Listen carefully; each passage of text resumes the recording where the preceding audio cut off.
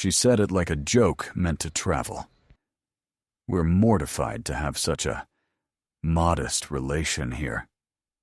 The room laughed the way rooms do when they're desperate to be invited back. My name is Daniel. I'm 60, and I've lived long enough to know that the loudest people often owe the most. Today's story is about an engagement party where my jacket was the punchline and the quiet decision that pulled the spine out of a family empire. We were standing under chandeliers in a mansion on Bellevue Avenue in Newport, Rhode Island. Lila Aldridge had curated the evening like a magazine spread. String quartet in the corner, waiters balanced on ballet feet, flowers taller than reason. She wore diamonds that demanded attention and a smile that did the same job. Her husband, Brent, kept checking a vintage chronograph as if time itself belonged to him. Their son, Chase, was engaged to my daughter, Sophia. She looped her arm through mine and whispered, "We can leave, Dad." I told her I was there for her. That was the whole job, and I meant it. Lila's sister arrived with the practiced tilt of someone who names people by price tag. "And what do you do, Daniel?" she asked, eyes flicking to the cuff of my 8-year-old navy blazer. "I manage investments," I said. "Oh, like those mall advisors," she said brightly. "The way you talk to a dog you'd rather not touch." Sophia's hand tightened. "If you've raised a child alone, you know that squeeze. I'm fine. But also, I am not fine." They saw what they wanted to see, scuffed shoes, a plain watch, my zip code. What they didn't see was the ledger. For 5 years, I had been the anonymous investor holding up Aldridge Marine Systems, the family's manufacturing company.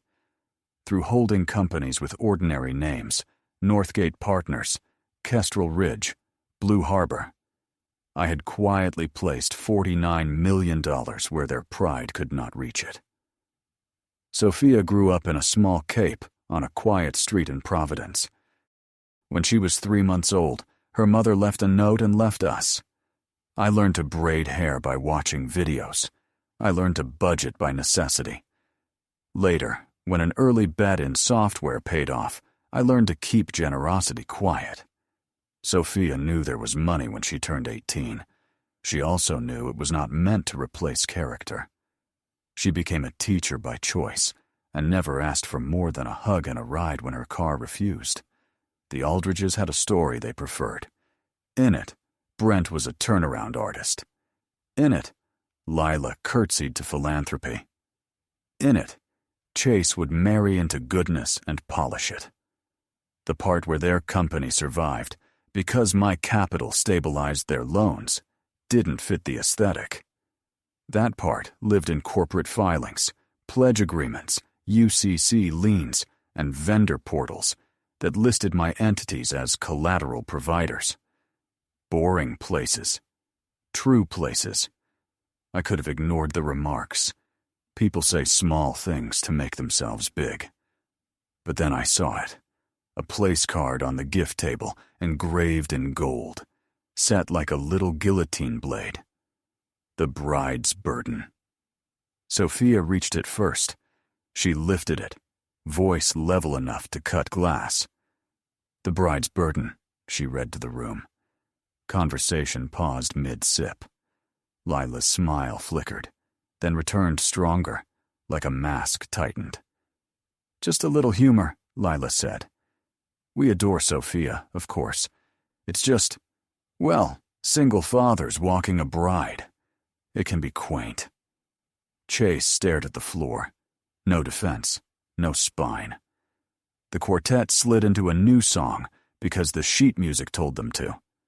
Sophia set the placard down with care you reserve for knives. She turned to me. "We're done here," she said quietly. She meant more than the party. We left. Marble floor, whispered commentary.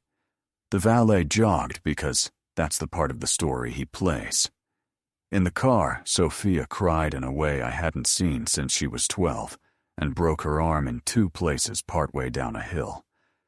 "I'm so sorry," she said. "I'm sorry you were treated like that." "You did nothing wrong," I said. Then I drove, and I thought. Here's what lived in my glove box, a folder labeled Structure. Inside, tabs, dates, wire confirms, insurance binders, facility covenants. An email from Brent praising his disciplined capital management that landed 3 minutes after my lawyer finalized a cross-collateralization the bank required. Every line item had a note. Every note had a reason. Love can be precise.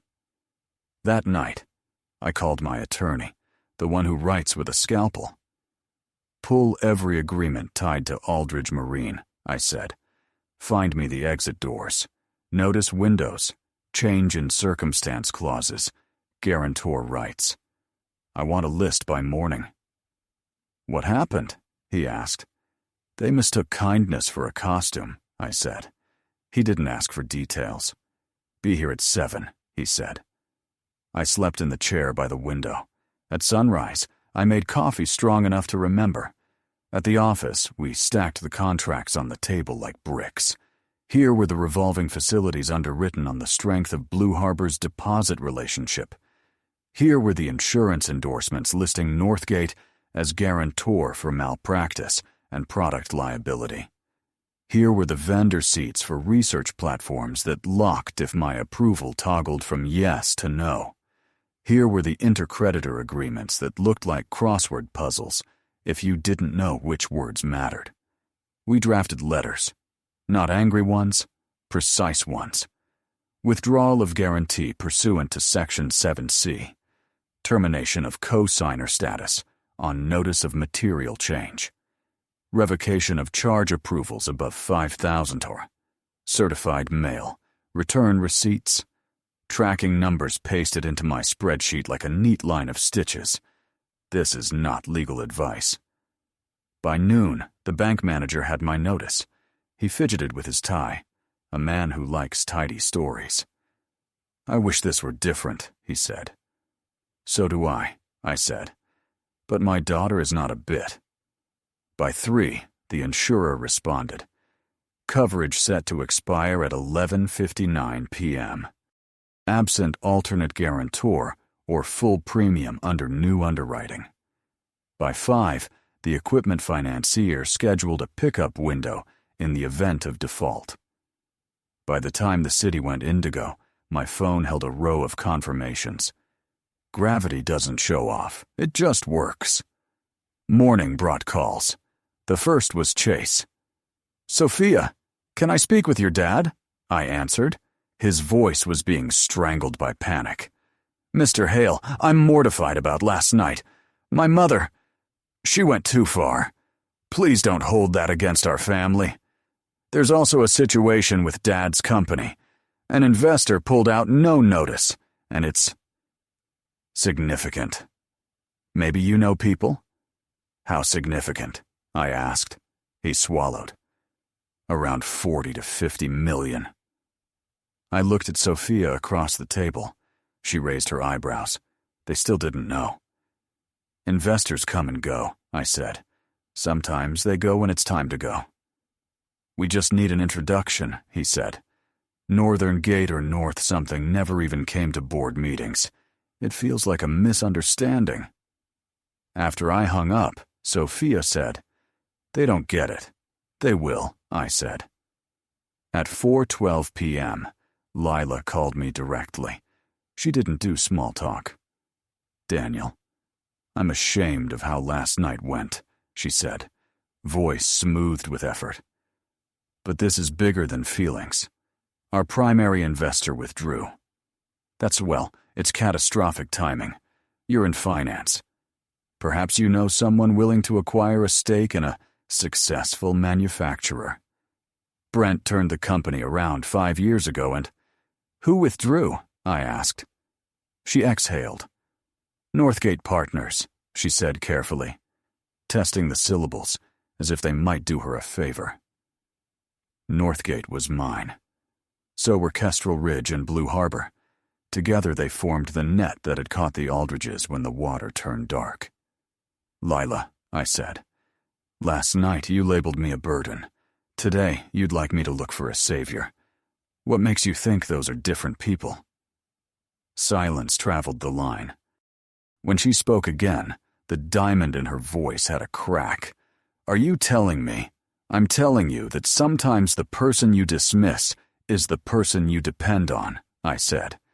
"And I'm telling you, I rescinded guarantees this morning because circumstances changed.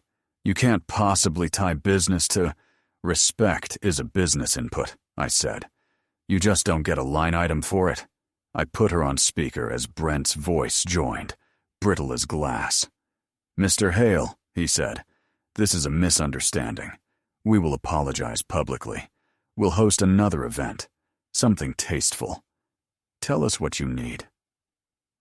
What I needed, I said, was for my daughter not to read a placard that called her the burden in your story. "There are jobs at stake," he said. "There were people at stake last night, too," I said. "They asked for time. Time is expensive when covenants are tripping like alarms in an empty building. While the calls multiplied, my accountant pulled public filings. It was worse than I expected. Brent had leveraged my capital as collateral to take additional loans. The mansion, the cars, even a wing at a hospital named after the family foundation, all balanced on money that wasn't theirs. Corporate filings told the truth, with the same bored tone as weather reports. Without the guarantor and the deposits, liquidity fell short by Tuesday. Sophia sat beside me and read. "They borrowed against what you gave," she said quietly, "then used it to look down on us." "It happens," I said. "It still burned." By evening, the insurer sent a final. Coverage canceled at midnight, absent full payment under new underwriting. The Bar Association for their general counsel pinged automatically. Systems talk to systems. By morning, vendors would lock seats on the enterprise platforms. By noon, the bank would call the loan unless someone credible replaced me. Not bluster. Process. This is not legal advice. Sophia's phone lit up. "Chase." I told her to answer and put it on speaker. "Something's happening," he said. "Dad says the investor's withdrawal is triggering covenants. He needs to speak with your father. Please, whatever's between our families, maybe Mr. Hale can talk to the investor." "Chase," Sophia said gently, "what would you say if I told you the investor already spoke to my father?" He didn't understand. That would be incredible. If Mr. Hale could appeal. "It's done," I said. There was a small sound, the kind people make when the map no longer matches the road. 2 days later, Aldridge Marine missed a payment they used to make in their sleep. By the third day, they filed restructuring, then something more final when the numbers refused to pretend. The story slid through Newport the way fog hugs the shore, how the anonymous backer pulled support, how the empire with the rented gravitas turned out to be a stack of invoices and optimism. Chase sent flowers to the address Sophia no longer lived at. Lila tried to retain dignity in a public statement about market volatility and strategic pivots. People who knew how to read filings did the math instead. Brent called to bargain. "Name your price," he said. "Take a controlling interest. Take the board. Take the credit publicly. Just don't let this be the end." "I never wanted your company," I said. "I wanted my daughter to marry into a family that treated her like a person. There is a place past anger where air gets clean. We were there now." Sophia ended the engagement the way good teachers end bad conversations, with clarity and kindness that left no room for homework. She changed her number, changed her locks, and kept her job because joy works better when it has a routine. A month later, we stood on a bluff in County Clare, and watched the Atlantic arrange itself into a lesson about scale. We ate stew in a town where no one cared about our jackets, and we talked about her goal to get a master's degree in education. She started seeing someone who teaches history and thinks respect is not a performance, but a habit. Back home, I filed the last confirmations in the structure folder.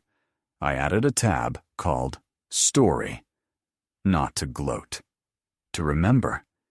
If you're still here, take a second to like and subscribe. It helps these quiet power stories find the people who need them. Here's the lesson I learned, late but fully. Wealth that depends on your silence isn't partnership, it's extraction.